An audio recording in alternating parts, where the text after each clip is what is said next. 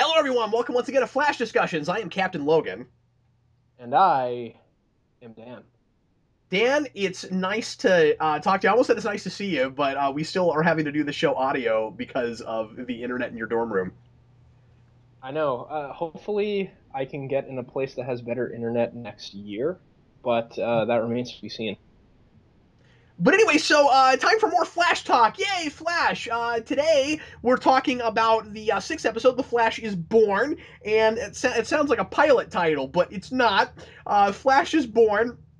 And before we get into that episode, we're going to answer some questions and comments from last week from our audience. Last week's episode was Plastique, and let's jump right into it, shall we, Dan? Oh yeah, I'm down.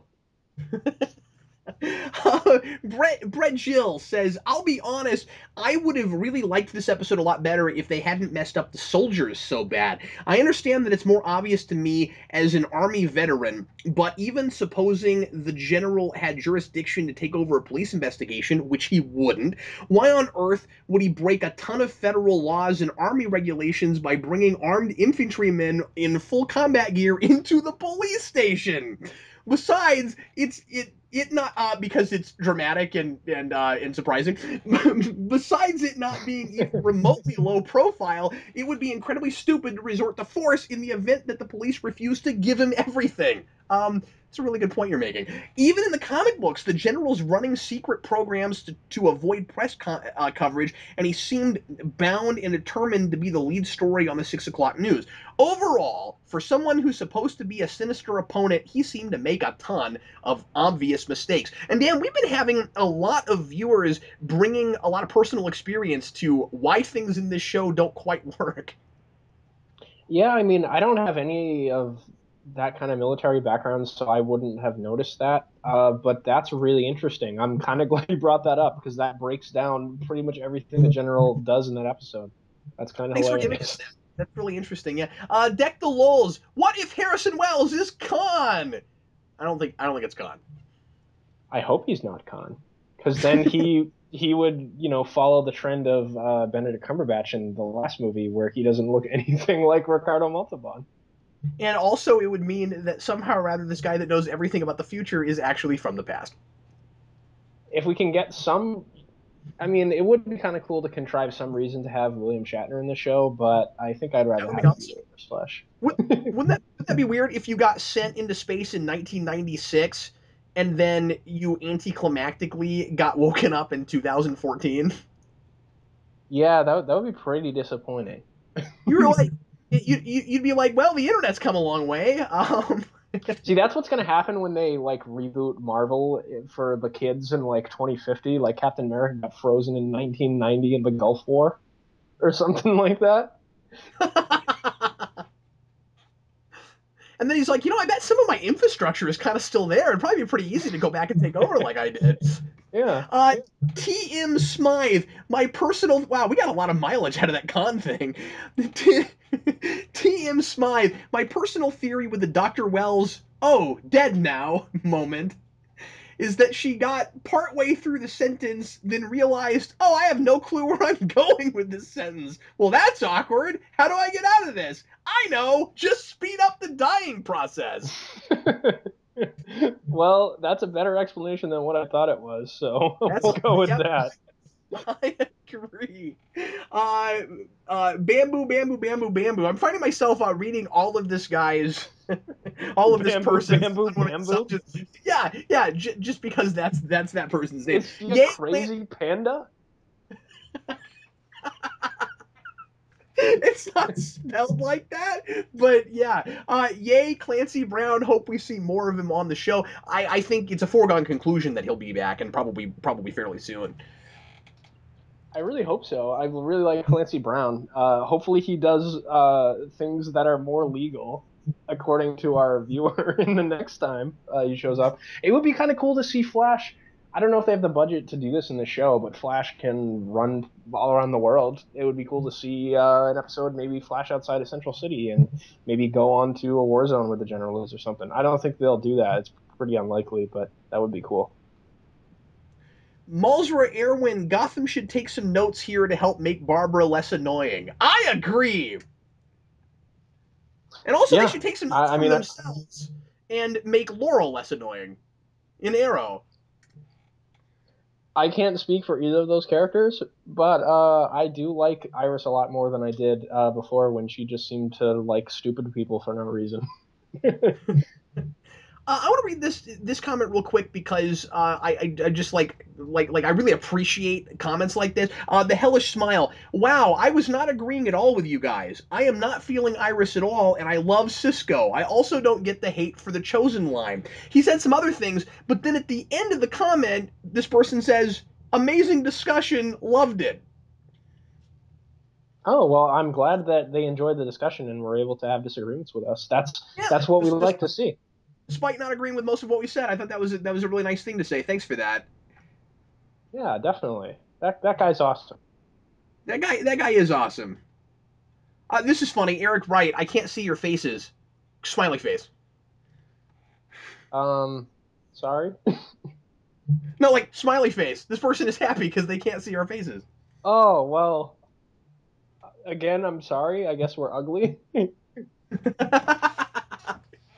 Damn fine cup of coffee. Love the show, but I have some questions. Why does the Flash keep his existence a secret? I assume it could be the same MOS reason. Is that Man of Steel? But they haven't gone into it yet, which seems weird because the Flash's existence could sway a jury judge in his father's case. Oh, that's interesting. He spent his life trying to find the impossible to prove his dad's innocence. Now he himself is the evidence he needs to prove that young Barry wasn't seeing things and he isn't doing anything about it. I get the sense that he'd kind of like to come out, but it's like his team won't let him. Well, and the problem with him coming out to be the evidence of his father being innocent would be convicting himself. So I don't think that would work. Oh yeah, that's a good point too. Because well, also he would have to reveal his secret identity, or do like the Superman 4 thing, and I just don't think that would work.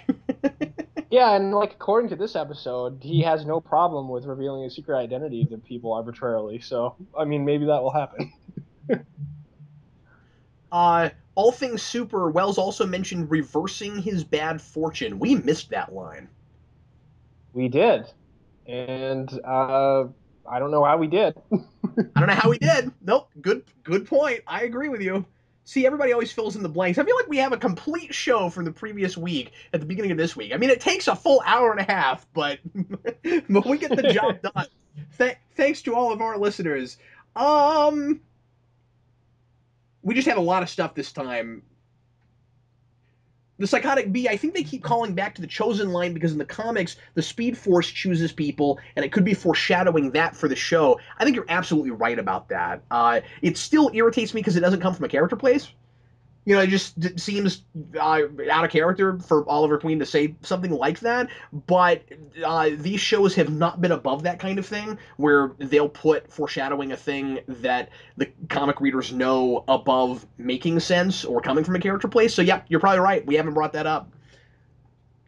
I mean, that's fair. I do think that's where they might be going, and I would really like it if they went there because the Speed Force is one of the better things that Mark Waid introduced in his run on the Flash, and kind of made a mythology for the Flash universe and stuff, and made a Flash family that was all really cool stuff.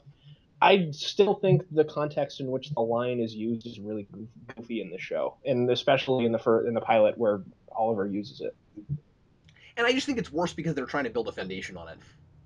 Yeah, yeah, agreed. Mr. Crazy Lacey 37 actually Cap Plastique appeared in seasons 8 and 10 of Smallville, first appearing in season 8, episode 2, also titled Plastique. Yeah, thanks for that. I forgot all about that. 8, 9, and 10 are my weakest seasons on that show because I've only seen them once. But yeah, because I said last week that she'd only appeared in the cartoons, but she was in Smallville. I forgot about that. So thanks Oh, for thanks so for somebody that. saved her and brought her to this show. Somebody saved her. Give me just a second. There was a particular line that I am looking for. John Clay, Barry is this universe's Superman. This episode rams that home when we see Barry's need to stay away from Iris because he's not comfortable lying to her face. This was actually the comment I was looking for. Ollie would happily remain in a woman slash partner's life regardless of what lies he has to spin. Barry just isn't that person, and man, I like him so much more for it. What do you guys think? Thank you so much for leaving that comment. I can't believe I didn't think of that. I think that's exactly what it is. Last week I had reservations about how the scene played. I only watched it once, so on a second viewing, I might have picked up on that, or I might agree with you more having read your comment. But what do you think of that, Dan? That he's actually doing the noble thing by trying to stay away from her, regardless of what he says his reasons are. That he's just okay. I'm not going to lie to her. The only thing I can do to not lie to her is to just not talk to her at all. Yeah, I mean that's a classic Spider-Man thing too, so I can definitely see where he's coming from there. I thought the Superman stuff was telegraphed pretty hard in the last episode and this episode too, with the whole interview thing. That was very Superman homage. So I'm with you. I think that's what they're trying to telegraph through many of the scenes in these episodes here. Yeah, that's a really good point. I mean, in Superman 2, we have that thing where Superman would ultimately rather her be happy than have the truth, but it Yeah. certainly fits the first one. Oh yeah, for sure. But yeah, that's a really good point that like maybe it's not coincidence that we have references to those movies in an episode that has him make that choice at the end. Yeah. So anyway, Yeah, that's great. Thanks for that. yeah, I mean, I wouldn't be surprised at all because Jeff Johns is so heavily involved in the show, and he was an intern for Richard Donner on the Superman movies, has worked with him before, loves those movies. So, I mean, I'm not surprised that they went there to homage that stuff at all. Today's episode of The Flash is born. Dan, as I often like to do, let's start with the title. And the reason I say that is, why don't we start with just what the point of the episode is, at least in title, and look at the ending versus where we were at the beginning with the with yet another. This is not an interview. I didn't really care for the fact that the Flash name came from Barry Allen and not from Costumed Flash. I just don't know why at the beginning, because that name has already come up a couple times as like being the thing that maybe he'll want to be called. I don't know why he didn't just immediately at the beginning of the episode say, "Oh, I'm the Flash." I don't know. I didn't really bother me. I thought it was cool that at the very least he named himself in some capacity rather than Cisco like giving him the name like he had given the supervillains in a really goofy way or like some by how they do that in a lot of superhero movies where they're like afraid to name the character so they don't name them at all or like they'll contrive some really goofy way for someone to say it. I liked at least that it came from him. It didn't really bother me too much. Me too. It's just they didn't have to stretch it the whole episode. It's not a big deal. I'm not saying that they were stringing me along on that. That's not a big Right. deal. I'm just saying that like I feel like it was a little bit. It was a little bit contrived just so that we could get it at the end as the big thing right at the end. Oh cool, we're gonna call him the Flash now. A couple other little tiny things about that. I thought it was kind of hilarious that the moment she posts, this doesn't make any sense. The moment she posts a blog that where she has named him the Flash, her subscriber count starts going through the roof. I I don't like hit count maybe, but it wasn't the number of people looking at them. It said followers. And it raised and it wasn't like sped up footage. It was like in real time. She gets 1,000 followers or something because she wrote the Flash. It's like there were a bunch of Flash comic book fans that were looking at this and were like, "Yay!" Fight like Iris got more followers from viewers watching the TV show, Dan. It's a meta thing. It's like everybody wanted this to happen, so now Iris gets more followers because it finally happened in the show. No, I'm with you. I mean, there's a couple of hokey technology things in this episode that I'll about later. Um, Especially in the scene where Barry is fighting evil Colossus in here. His Evil name is Col- Girder, but his His name name is is what? Girder. He's a character. What's that? Sorry. I didn't know him from anything. He's Jeff Johns' creation from his time in the Flash. He's not a favorite villain of mine or anything. He's relatively minor. Well, they're trying to knock And those out. he lives up to the hype in every way.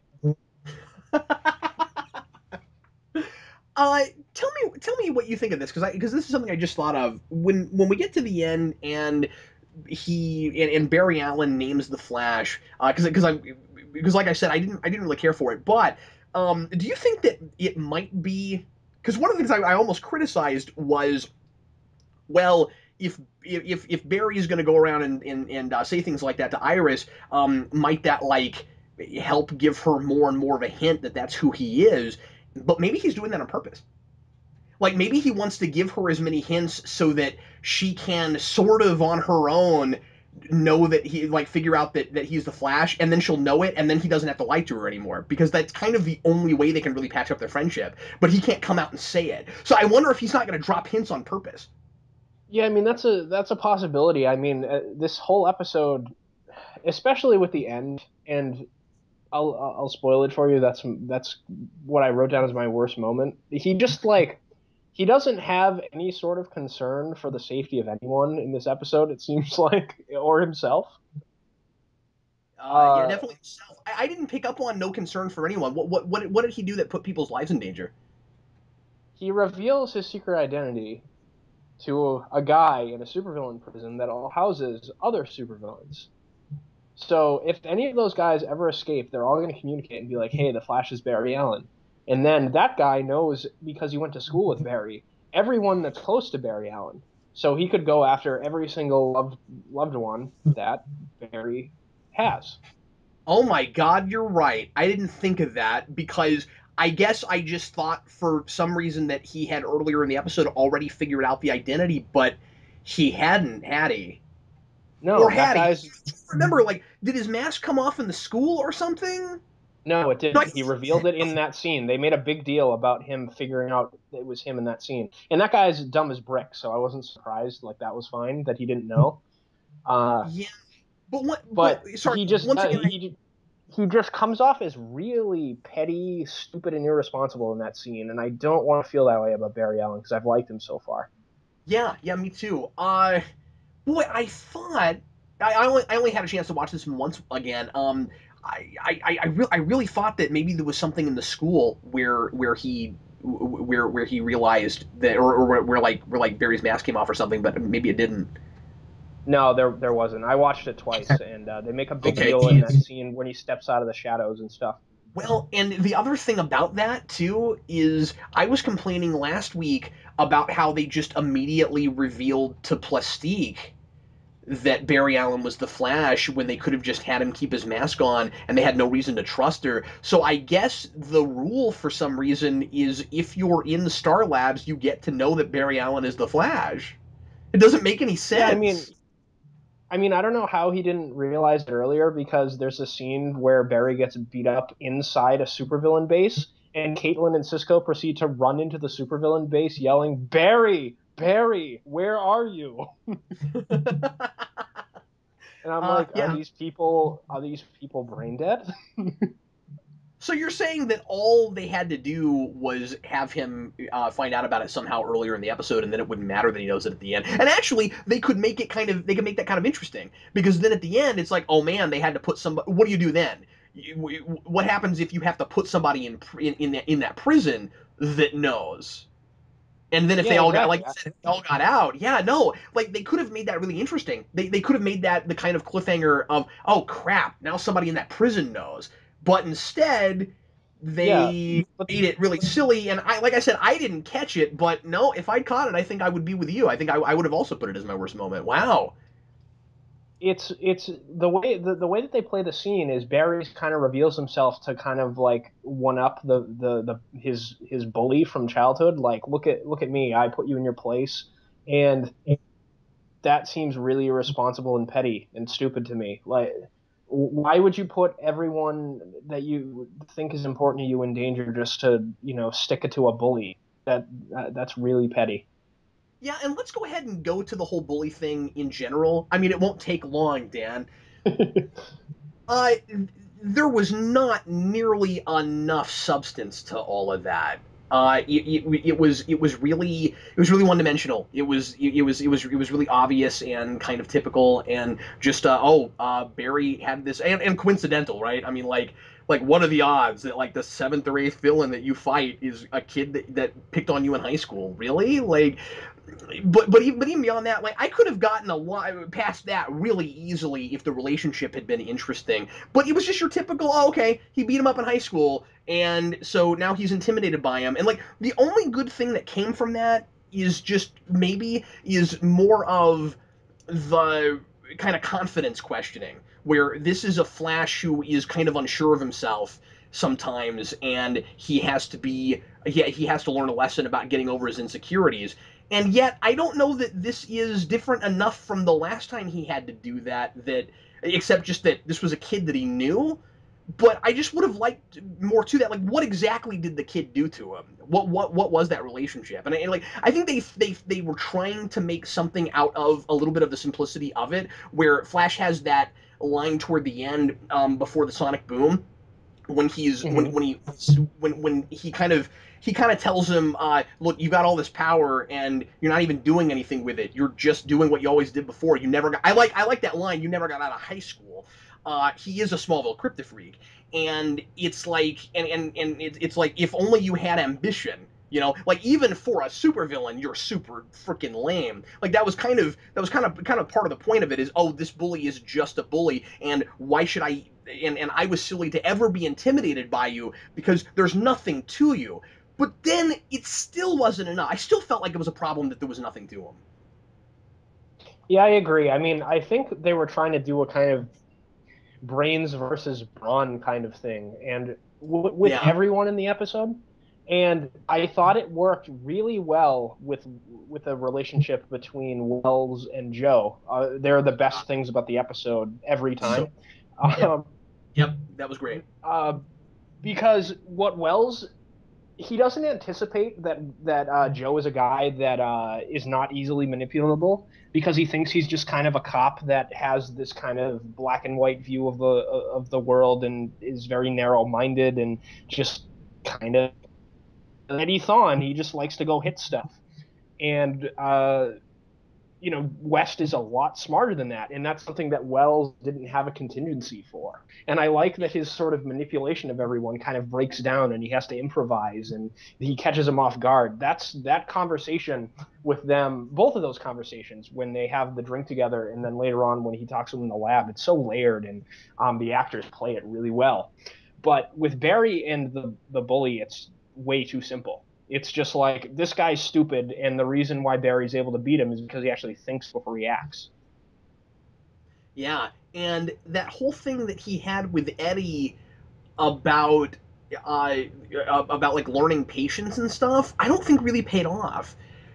Like, it kind of, when you get to the end, it kind of was just, now he knows to do the sonic boom, so he runs off and does the sonic boom. Like, I like it, like, and I hate that, because the Eddie stuff was really good. It was good. I like Eddie a lot more as a character now. For now, I couldn't believe it. They have really subverted that, for me, and I love that, because they've kind of they kind of used this bully to put that guy in perspective a little bit and go, okay, he looks like a meathead and he kind of acts like it sometimes, but he's a really good person. He is, And and I think the sorry, go ahead.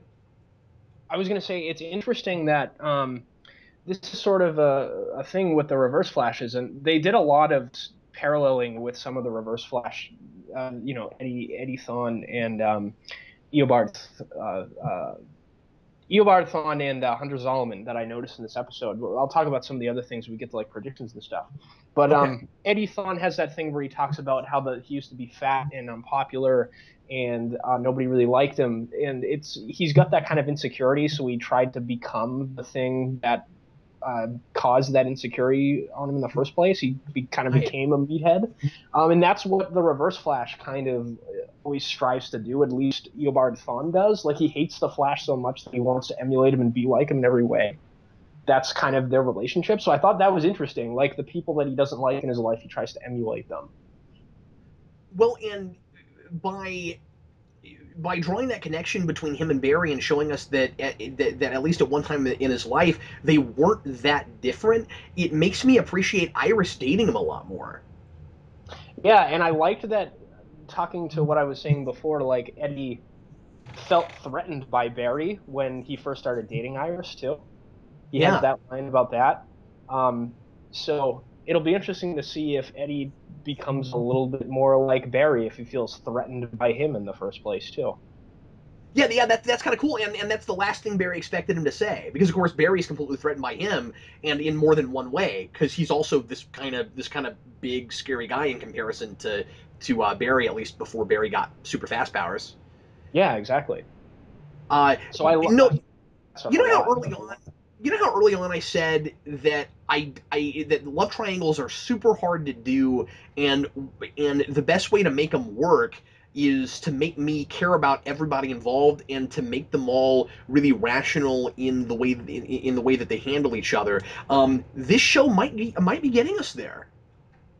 Yeah, I think the relationship stuff is working really well right now, and it's interesting that we really liked all of the stuff with Flash in the costume early on. That was all great stuff, but the relationship stuff was a little weak. It's almost completely done a 360 now. Yeah. Yep, isn't that crazy? It's Amazing Spider-Man in that way in this particular episode. It's like we can do one, but we can't do the other. Like each episode, it's gonna be one or the other. Now some it's been both certainly. But yeah, with this one, it's the Amazing Spider-Man thing. It's I like the relationship stuff, but the superhero stuff leaves a lot to be desired. Yeah, yeah, exactly. It's kind of funny. No, I cannot believe how much they made me like Eddie a lot more in this. I mean, before I thought he might end up being like sort of like Whitney Fordman was in first season Smallville, and eventually I came to like that guy a little bit more. But like I've come to care about this guy a lot more in just 6 episodes. That's fantastic. I mean, and I guess what I'm praising most is just that he seems like a well-rounded individual. That moment, and that he's got a heart. There's humanity there. That scene when he tells Barry how good of a person he is, almost like he kind of looks up to him. I never expected that. Me either. And it makes you like this episode kind of cemented my like for him. And the thing that made me feel really bad was there's a scene where Iris shows up and she's been blowing off Eddie because she's been kind of talking to the Flash and obsessing about him. And he's like, I called you 3 times. How come you didn't pick up? I was in this terrible accident. And she was like, I had to work late. And you're like, oh, I feel so bad for this guy right now. And I didn't expect to at the beginning of this episode. Yeah, It's really isn't that? cool. Yeah, I want to root. And that's the key to a good love triangle. I want to root for all three of them. Yeah, exactly. And it's going to be really sad when one of them falls out, right?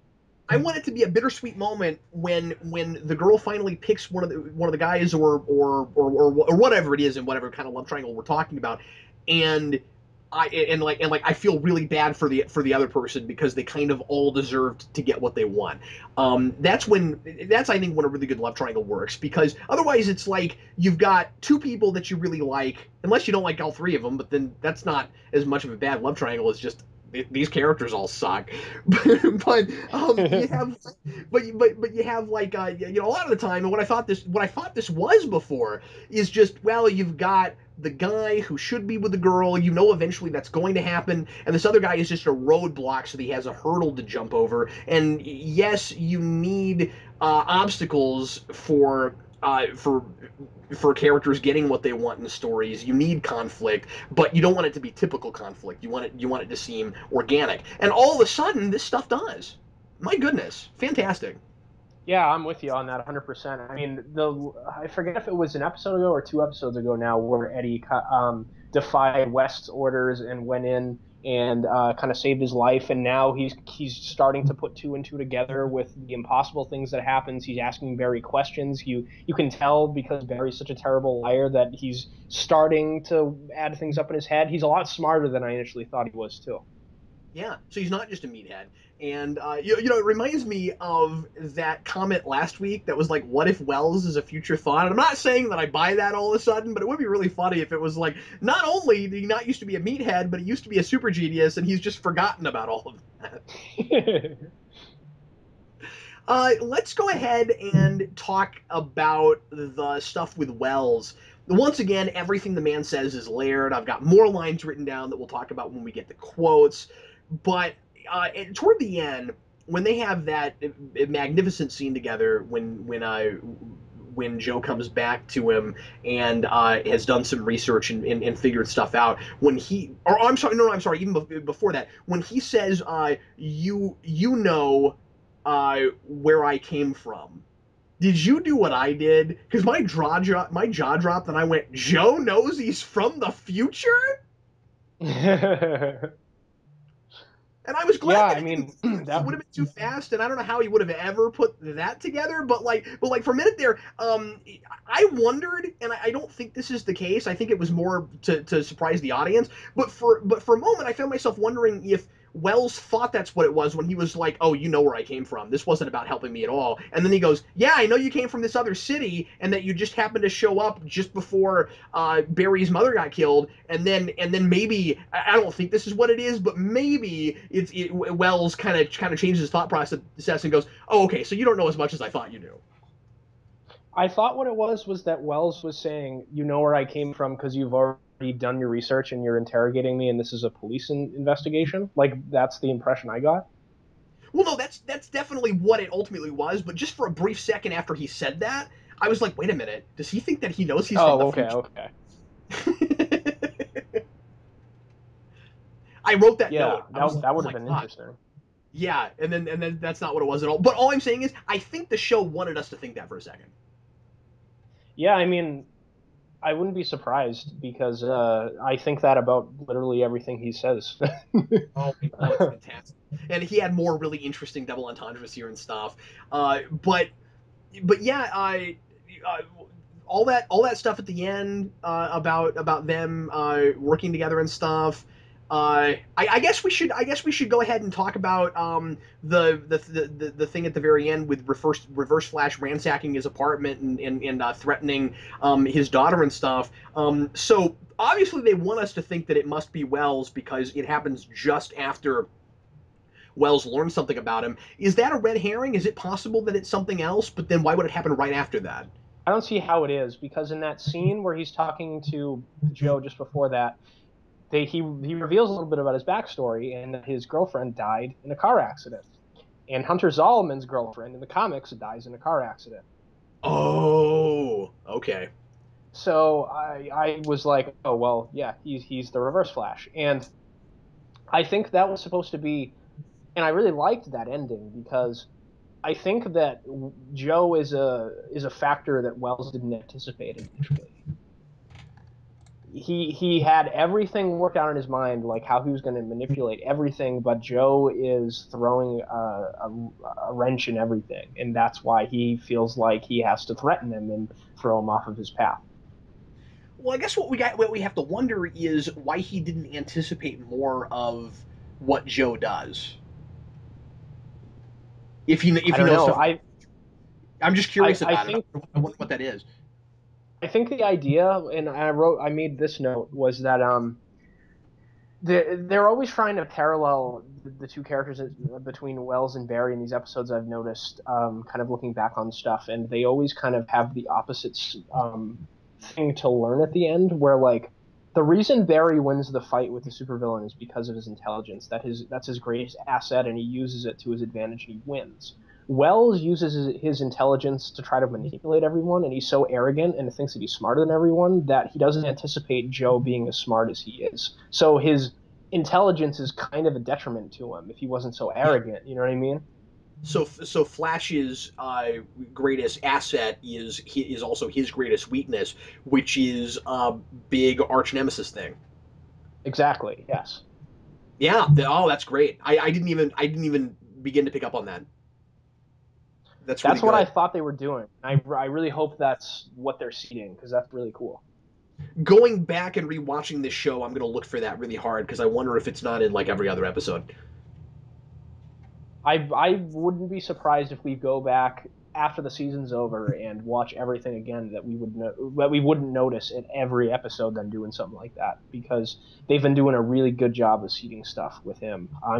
He's obviously, like, Smallville doesn't, like, we're not reaching like Smallville levels of rolling your eyes at the show. The show is really good, but Wells is definitely the Lex Luthor of the show for me, and Joe to a degree too, where like every time they're on screen, I'm like, yeah, best part of the show. I'm totally engaged.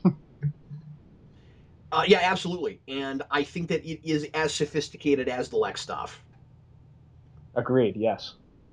Um, one my very favorite thing, and this is a thing that keeps coming up, and came up last week too. My very favorite thing about Joe is how he is able to find the joy and humor in all things. That's a very good point. And I wrote down one of his, well, the humorous line he has with Wells in the diner is my favorite line because I thought it was pretty funny.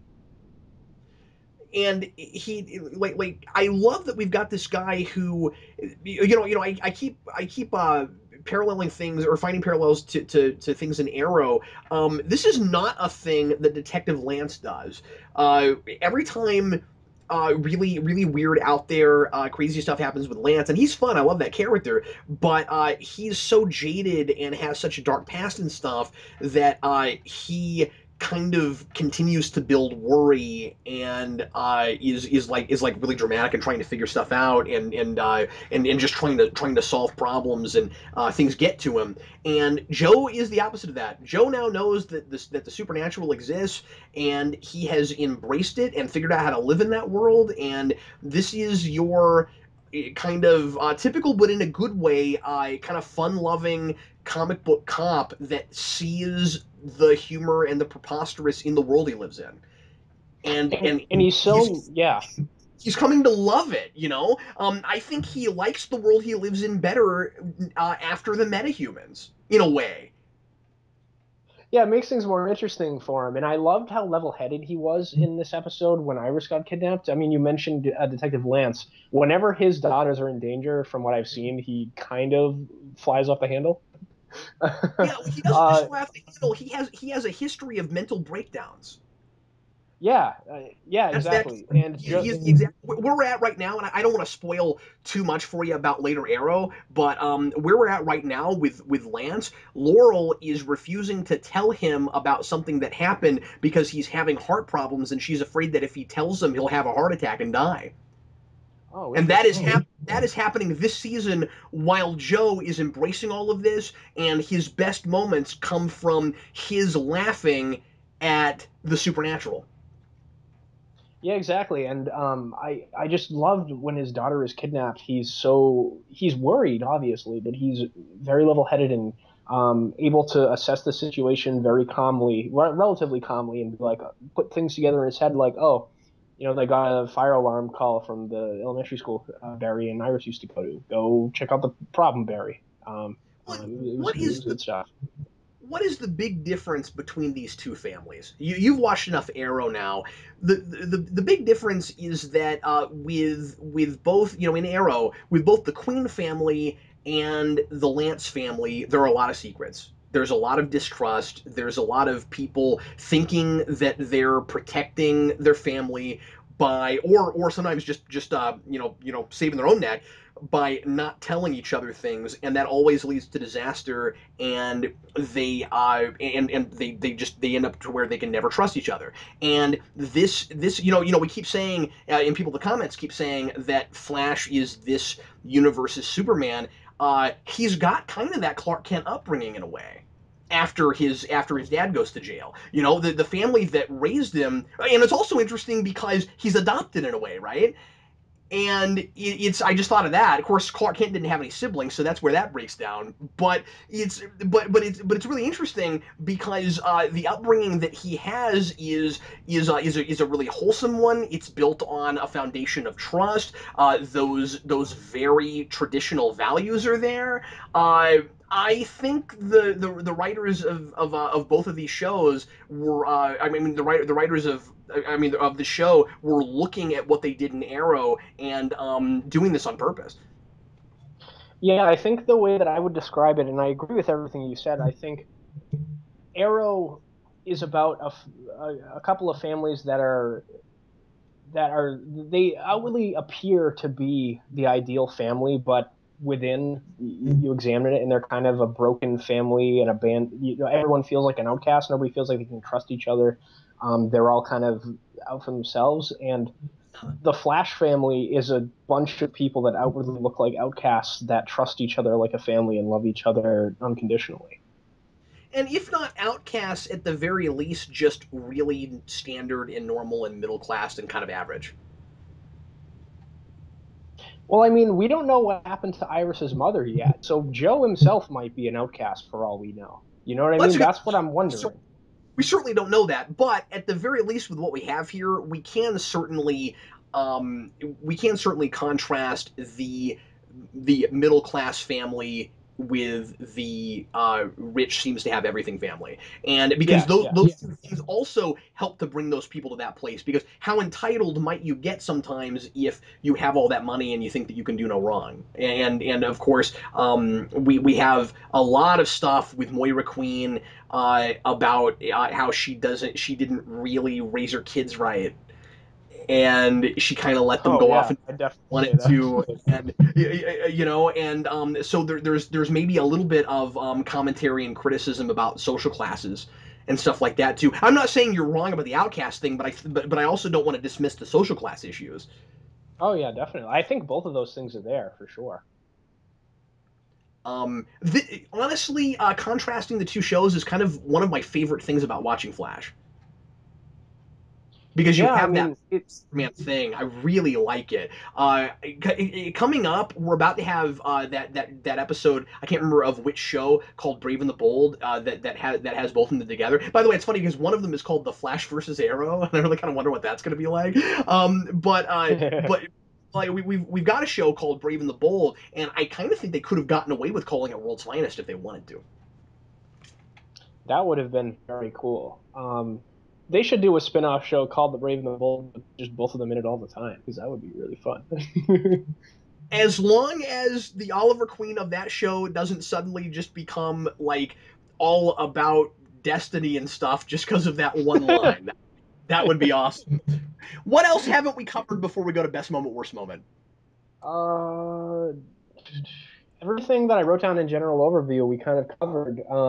I can't reiterate how lame we thought that the villain was because he was motivationless, and I didn't really like him at all. And I am hoping that the mention of heat wave in this episode means that it was either heat wave or firestorm. I couldn't tell who they were talking about because they mentioned someone that looked like they were on fire, so that could be either of them. So we'll see. Good. I Um, had the same thing. Yeah. but I'm hoping that he shows up eventually, and then we know we're getting Captain Boomerang soon in the crossover, which is next week, right? I think that is, yeah, or coming up really soon. I don't know if it's because I think one of the shows isn't airing next week. Oh, interesting. I thought that the crossover was two It was with episodes the was next week, seven. but I might be mistaken. Yeah. Well, and I thought it was with the sevens, so it would have to be. I don't know. We'll look it up. I didn't look that up before this. I Okay. I I am. I guess we could have said this for predictions, but I am leaning toward that's probably Firestorm, only in the context of the way it was talked about, because it sounded a lot more like, oh, there's this guy who's on fire and nobody really knows what he's doing. And it seems like if it was Heatwave, it would be more like, oh, he's wreaking havoc and people are dying and it's horrible. That's like I true. Yeah, yeah. Good like it's point. probably Firestorm just because it seemed like it was the same context of Flash. Very good point. Yes, that yeah. If Heatwave would not be doing things that people would question where his morals lie. That's very good point. I have a few quick sporadic notes if you don't mind, Oh yeah, Dan. sure. Go ahead. One of them is, remember how early on in the season we thought that since this was called Central City, it was probably in like the middle of the United States, in the Midwest, and that it was silly that the shockwave just kind of like stayed within the city limits. We saw some CG in this that makes it look like it's on a coast, and I resist that. I wish it was not on a coast. Yeah, I mean Central City and Keystone, in my favorite runs in the Flash comics are in the Midwest, and it's kind of got that industrial city, kind of the old school industrialized city thing going on in the Midwest, agricultural stuff going on. I liked that aspect of the personality of the city, and I kind of wish they kept that. Not that it's gone, I guess, but it has to Unless I be an integral part of the country. Maybe it's on a lake. I don't know. yeah, unless I looked at it wrong, it sure yeah, but it looked like there was a shoreline. Yeah.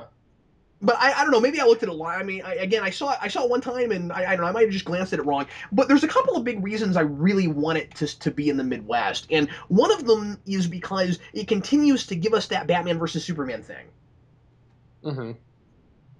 Because because that way, you've got kind of like Starling City is kind of Gotham, and this city is. Although I guess Metropolis is always on a coast, but just that whole Superman is originally from the Midwest thing, I don't know. I really like that. But the other thing is, if it is on a coast, I hope it's on like the opposite coast, because I really like the idea that Central City and Starling City are very far apart from each other, and Flash can get there as fast as he wants to, but Oliver would have to take a helicopter or something. That's true. I would really like it if Starling City was on the east or the west coast, and then Central City was in the Midwest too. I think that would be pretty cool. Like if they end up doing more spin-off shows, it would be interesting to have Flash in the Midwest, Green Arrow in the East Coast. I don't know if they've mentioned where Starling City is, but I know that Green Arrow has been in like Seattle and stuff in the comics, so maybe that's what it's supposed to be. I don't know. But Coast City has always been in California, and that's the Green Lantern city. And we speculated for a while that we're going to get a Green Lantern show. So it would be cool to have like one in the middle, one in the east, and one in the west coast. You know, that'd be interesting. Remind me who is from Keystone City. Keystone City is the city that Jay Garrick protected in the Golden Age, and then Wally West took over its protection when he became the Flash after Barry died. Okay, and then was it Coast City or was it a different one that got blown up in Death of Superman? I think Coast City gets blown up in Death of Superman because that's what causes Hal Jordan to go crazy and That's what become causes the parallax thing, right? parallax. Yeah, yeah. That's what I thought. I just was trying to remember if I had the right city. Sorry for a moment Yes, there. yes, I you do. conferred with Dan and make sure that I still knew things that I thought I knew. We had to do our little encyclopedic thing there. I'm looking here to see any other notes that I might want to mention real quick, Dan. I I wondered. This is a minor. This is just a throwaway minor thing. I wondered if I should read because you know me. Sometimes I read a little bit into things, Dan. I wondered if Barry getting beaten up with an American flag was supposed to be symbolic of anything. I thought that Uh, was really obligatory.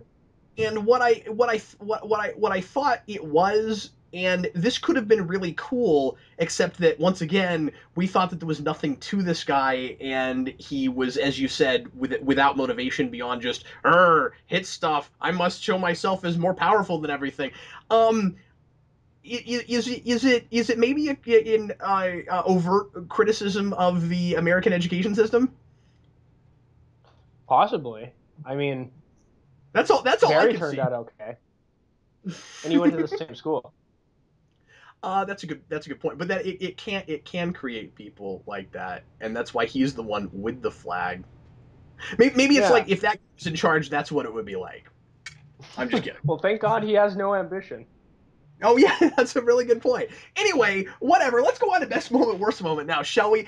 Dan, I think your and mine are probably the same. Mine is that I want to say just everything with Wells and Joe. But that last scene in particular, when he brings him the bottle of wine and they have that last discussion, I thought that was really really good stuff. Yes, I picked. I thought both of the scenes, the one where they were drinking the bourbon in the restaurant, and then when he brought the bourbon to him at the end, Oh, it I was bourbon really, once. Thank you. yeah, yes, it was. It was bourbon both times, and I really liked both of those scenes. They were my two favorites for all the scenes, for all the reasons that we kind of talked about earlier in a general overview. Just Wells not being able to manipulate Joe. They never fail to make those two characters specifically look more interesting every episode in every scene they're in. It's great, Yeah, great. they keep getting really intriguing, and they're just I like that they're making Joe such a respectable role model, kind of look up to, kind of not that he's perfect, and I like that he's not perfect, but I mean like. I keep praising the show for making Flash a good role model for kids, and he is that way partly, maybe even mostly, because of Joe, and he certainly is that kind of character. If I become a dad someday, Joe is the kind of dad I want to be. He seems like one of the best fathers I've ever seen. Yeah, so cool to have people to look up to, and that it's not sappy and without substance. Like he seems like a real person. Oh yeah, definitely. What was your worst moment, Dan? I think you told us what it was. Yes, that last scene at the end was my worst moment for all the reasons I stated already. But I did have a minor one that was I thought was kind of funny, and it calls back to the thing I had spoken to you earlier about the technology being kind of weird in this episode. Yeah, Okay, so in the school, Iris pulls the fire alarm, and Girder pulls that one fire alarm handle off the wall, and the fire alarm stops. I know. How do I had this. fire alarms work? I was glad that in the very next scene, I, I, what's her name, Caitlin, immediately was like, "Oh, there's an alarm that went off," because at least it didn't like not get through, because that would have been a lot stupider. Yeah. But yes, I had the same thing. I was like, wait, because at first I was like, oh, maybe he's just doing that because he's mad, or maybe he's dumb enough to think it'll work. But then it stopped. Yeah, I had the same Yeah. note. The Dan, universe became stupider by virtue of his stupidity. he made. You know what? You know what happened? Flash was so excited to beat that guy, and he rubbed off on him so much that's why he did that stupid thing at the end. Oh God, I hope not. If I Barry don't. Allen's at all like that guy ever, that will be unfortunate. I don't think the episode realizes what you realized in that last scene. I don't think it has the people who wrote this have any idea what the implications of that scene are. I But if mean, they did, if it was like, "Yay, I beat him," and he just did that because he needed that guy to, his high school bully to see the comeuppance, and it was kind of a revenge thing, then they could kind of come back and do something with it. But they're not going to do that, right? no. It seems more dangerous for me, from my perspective, for him to reveal his identity to that guy than to Iris. Well, yeah, It yeah, doesn't. it is. It just doesn't make sense. He's like, oh, this evil guy that could kill everyone I love. I'll show him this guy who I am. But my best friend, nah, can't do that. By the way, we didn't talk, yeah, because that just no, we didn't talk about this, but Iris, I'm glad that Iris revealing herself as the blogger last episode that this episode we're immediately dealing with that. Yes, I did like that. I am glad that we're doing that. I mean, with the character that it's with and how it's done is not good, but I am glad that the very next episode we went, see, you compromised yourself, but also like a few episodes ago, I might have thought that she was kind of dumb for doing this, but now that I'm understanding how she got there more, I actually kind of think that she's sort of a little bit courageous when she immediately goes when Barry's like, "See, you revealed your identity as the blogger, and look what happened," and she right away goes. Oh yeah, but no, it's not a big deal. When she's like, I can take care of myself. No, and then Barry's immediately like, no, we need to talk about this. This is bad. Yeah, I do like that we are dealing with that. I wish it was dealt with a supervillain that wasn't a complete caveman that was like, I see something more powerful than me. Me hit him. I see girl that looks pretty. Me take her. Yeah, it makes the coincidence actually a little bit worse now that I'm thinking about it, because it's like the very next episode after that happens. Like again, I'm glad that we're dealing with it, but it's like we need somebody who could figure out the identity, and so we immediately make a metahuman out of coincidentally Flash's. I keep wanting to call him Yeah. Flash Thompson. I quit doing that. Out of Flash's high school bully. Yeah, that's too easy, guys. That's a little sloppy. He's such a buffoon. Like, he's like Iris. come to my place in Keystone. It's a pretty big place, and it's a warehouse that's got boxes all over. Like, who is that going to impress? Nobody. It's big. Girls like spacious places. He's such a buffoon. You know what girls like? Emptiness, like my warehouse and my head. Yeah, I mean, I would have thought that would have been consistent for a character to like him before Eddie became interesting, but not after this episode. Well, that's somewhat a credit to the episode that at least It we is. It know is. by that that's the kind of guy she would go after. Yes, exactly. Oh, that's good. Well, I guess it's all about perspective, Dan. They used that guy to make us like characters more that we didn't like before. Although the episode could get rid of that guy and still do a lot of what they did. Yeah, So anyway, I agree. my worst moment, Dan, without question, and I agree with you with the ending, and I completely missed that. But my worst moment, without question, is the when the sonic boom happened, or just before as the sonic boom is happening, we get this giant slow motion CGI flash face right in the camera as he's flying at Tony. That was so unnecessary. That was the last several frames of Superman Returns. I cannot believe they did that. When you It didn't look see, as bad as I expected it to be, as but I would it have was expected for a TV CGI, but yeah, it did look CG. I mean, it was okay. Look, it was PS3 before it was PS2, but it still didn't look like a real person's face. Yes. You use CG when you have to. When you have a character that is just moving horizontally in slow motion, why does that have to be generated by a computer? I don't know. I have no idea why they did that. And for the most part, I've really liked the special effects in this show. And like on a TV budget, I'll admit it looked really good for looking like video game graphics. But the fact remains that that was a CG person's face. I can't believe they did that. Yeah, it's weird.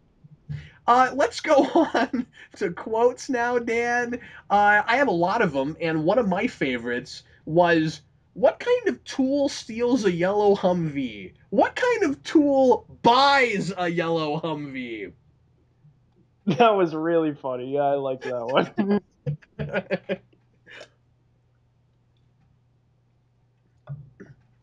I go ahead and give us a line, Dan. Hello? Dan, Yeah, oh sorry, I was getting a little bit of lag there. Can you hear me?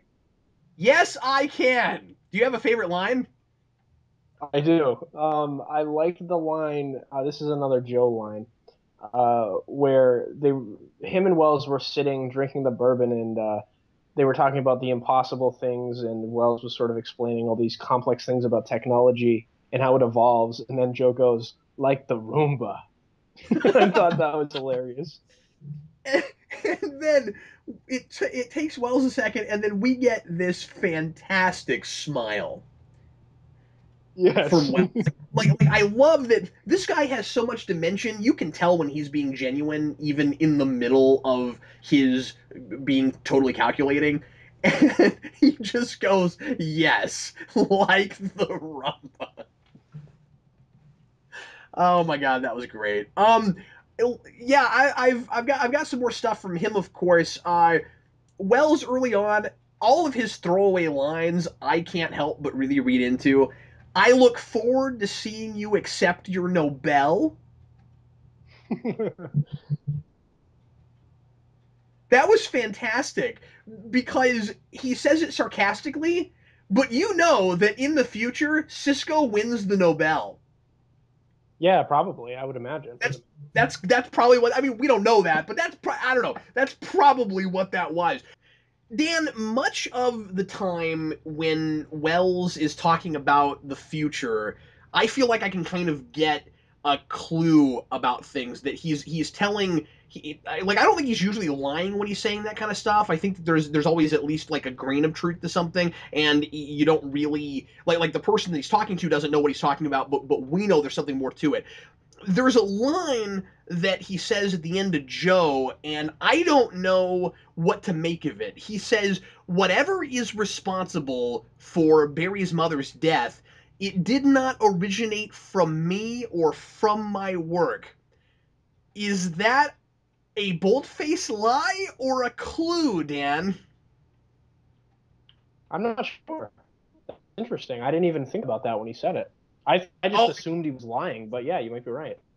yeah, I can't ever assume that. I mean, most of the time when here's the thing. Most of the time when he says a thing where it sounds to the other person like he's just drawing natural conclusions, it almost always seems like it's informed by something more that he knows about the future. And that tells me that we might be able to take from that somehow or rather Reverse Flash happened entirely apart from the particle accelerator. Yeah, that might be a thing. It makes me wonder if Flash didn't get his powers after Wells, if Wells really is Reverse Flash. Like that line, if I read it completely literal and truthfully, it really makes me wonder if the particle accelerator had nothing to do with it, and if Reverse Flash doesn't predate Flash. That would be very interesting. It would be interesting to know, like,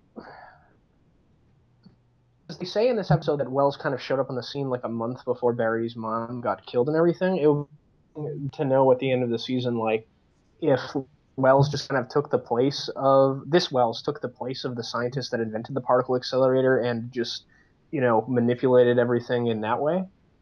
Yeah. I don't know. There's a lot of different avenues you could go with that. I'm going to be very interested to see what they do with that. It's interesting. I love that 6 episodes in, I still really don't understand how the time travel stuff fits in yet, because clearly this is this is the Wells that 14 years ago moved to the city and and that everything with his wife is genuine, and that like if he's like making that up and just pretending and like it's somebody else, then he's way better at this than I think anybody could be. Yeah, it would make him seem very, very sadistic if he was that Yeah, good and at it. I just hope he's not. I mean, I'm okay with him being sadistic, but I hope all that's true just because it's good background stuff and helps to somewhat inform his character. Yeah, I think so too. And I hope that stuff stays true as well because it's consistent with some of the comic book stuff with the character that I think he's based on somewhat. So, Dan, as far as guest stars go, we've got this Tony guy, and you will be so surprised by this, Dan. This will blow your mind. This guy has mostly been a stunt performer. oh, well, they cast him for the right role. Comic. I mean, this guy wasn't like terrible or anything. I just didn't like the character at all, No, no, no. the way it He was wasn't. written. He wasn't bad or anything, but certainly. On the other hand, if I don't think it was great. I mean, I'm not sure that guy, if the character had a lot more dimension, would have been able to really bring it. But who knows? Comic references. There are lots of things. I did not like the Man of Steel thing. Yeah, I thought it was really obvious and And kind of dumb. part of the reason I didn't like that, and I mean, I get that we are kind of paralleling Flash to Superman a little bit, but the big thing that distracted me about it, even beyond just the kind of obvious, yeah, okay, everybody knows what that is thing, is really this is the only time that a nickname like that comes up, and Cisco doesn't immediately name the character that. Yeah, that's true. That's what his supervillain name should be. That's what Cisco would have named him. I mean, I'm glad it Yeah, I was. mean, I'm just saying that, like, don't even do that because it doesn't work. I thought that was silly. Dan, is yeah, I thought it was. Lexi LaRoche anyone? I didn't look that up, and off the top of my head, I didn't know. Okay, I'm gonna go ahead and look that Who up. was she? That's she was mentioned as one of I want to say it was Cisco's. I forget. I think she was mentioned as one of the other kids' bullies when they were kids. It sounds like a comic book name. It's got the alliteration thing going on, so Iteration that's thing that's going. definitely a possibility.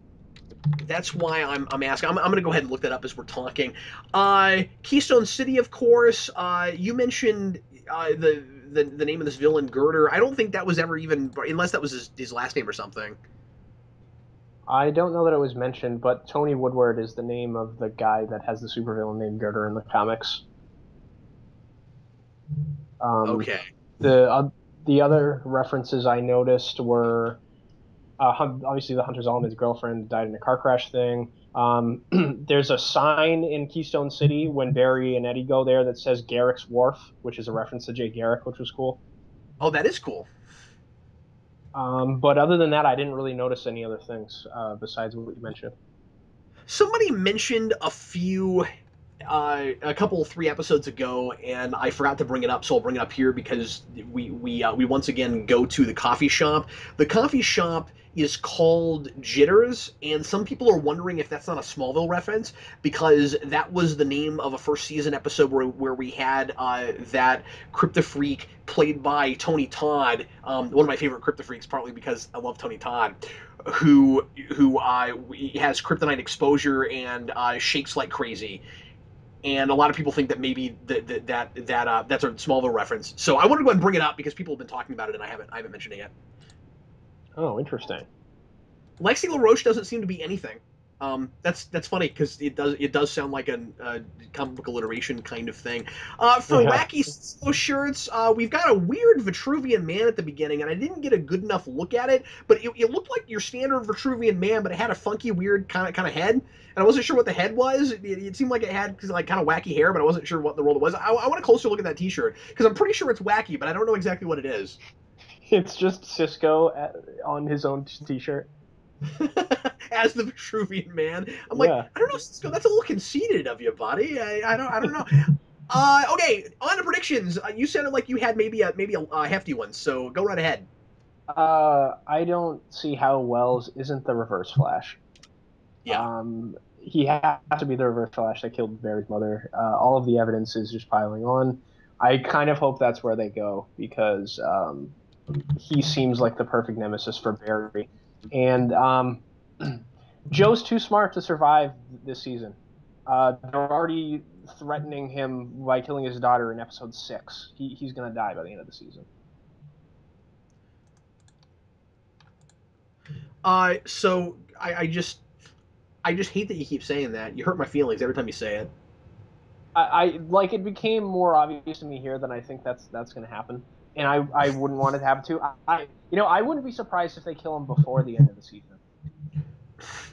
I'm gonna cry if it happens, but I think you're definitely right, and I mean, we've hammered this to death. But one of the reasons, the more I'm thinking about it, that I think you're very likely onto something is one of the things is he he might be really hard. Well, I'm sorry, not might be. He's obviously put himself really hard in the Reverse Flash's crosshairs, so it's pretty obvious how he'll die if he dies this season. But the other thing is we keep comparing him to the Lances, and the thing there is that all of their tragedy happens before the show starts.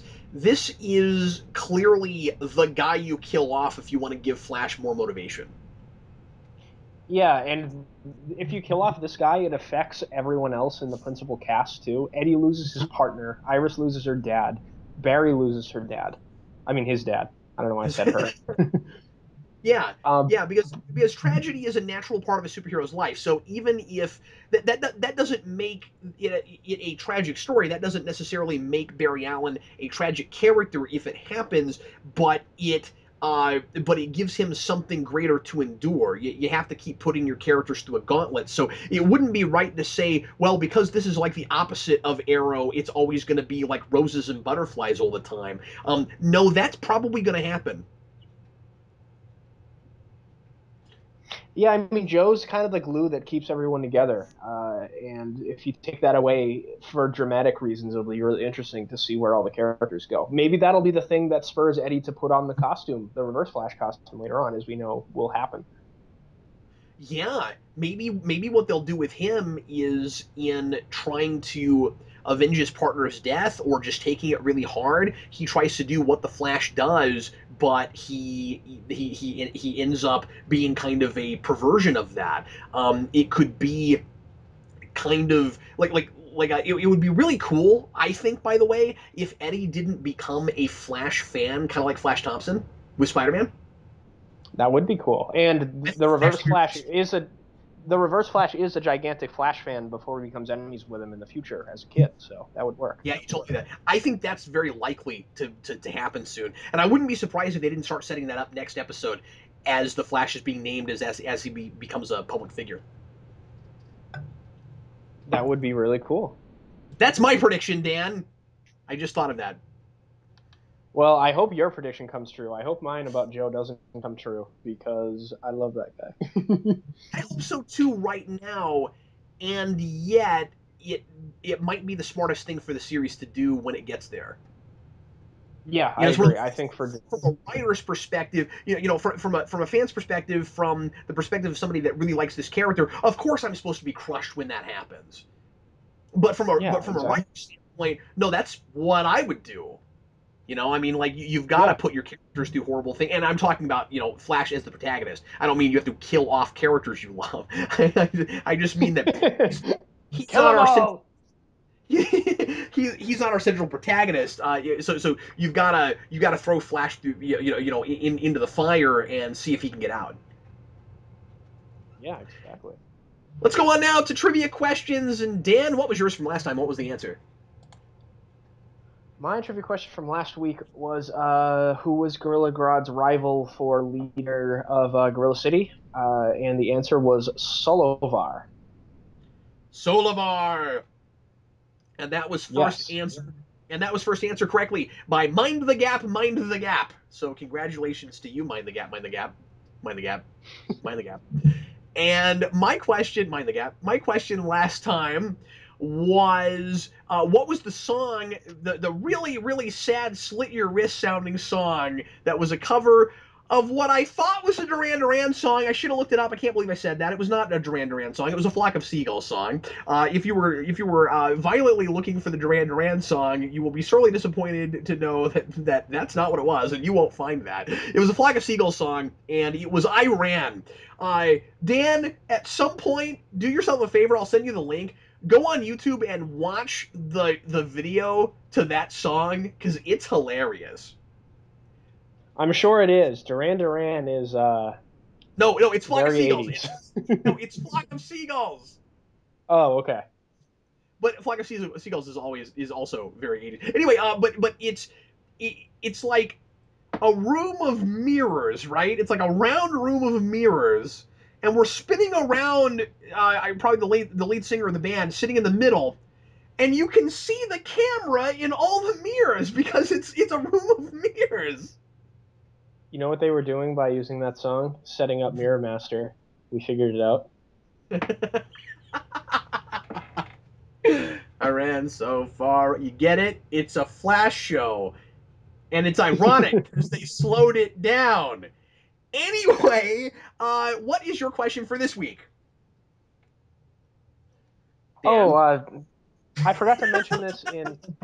I forgot to mention this comic book references, so I have to briefly mention this so my question makes sense. Oh, okay. Go ahead. In Eddie's background in this episode, he reveals that his father was a politician. And in the Flash comics, in the future, the lineage of the Thawne and the Allen family continues. And in the 30th century, there is a President Thaddeus Thawne. And my question is, President Thawne is the grandfather of a very important Flash character. I want to know who that character is. That is an excellent question.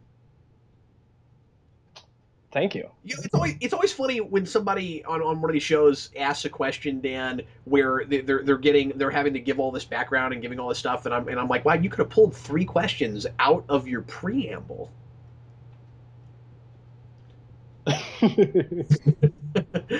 My question this time, I'm kind of dumb because I realized you might have noticed me earlier kind of flubbing around for words because I was debating about whether or not I wanted to try to change my question last minute. My question today, if you don't even have to have watched the episode. If you were paying attention 15 minutes ago, you'll know the answer to this question because I because I totally gave it away in our discussion. So I hope you were listening. My question today is how long ago are we told that Wells moved to Central City? How long ago did Yeah, that we happen? we I totally totally said gave that away.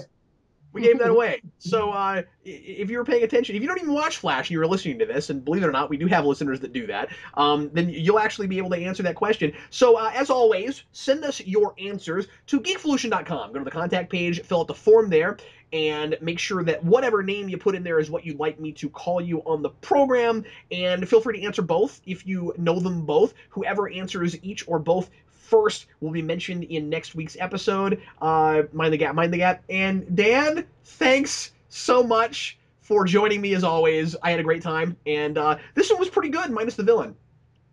Yeah, I enjoyed myself, especially because they're starting to come into their own with the relationship stuff, like we mentioned before. Hoping Yeah. that whenever the crossover happens, I think it's either next week or the week after, we really enjoy it. And are we still doing that thing where we cross over the two shows and do one big podcast on it? Yes, I even have a logo for it. I have a Flash Arrow logo. Boom. Son. Boom. Sonic Boom. Sonic But Boom not that. CG. Yeah, I was gonna say not that Cartoon Network cartoon. Anyway, thanks again for listening, folks. We sure appreciate it. I am Captain Logan. And unless someone went back in time and altered my background, I'm Dan. Thanks for listening.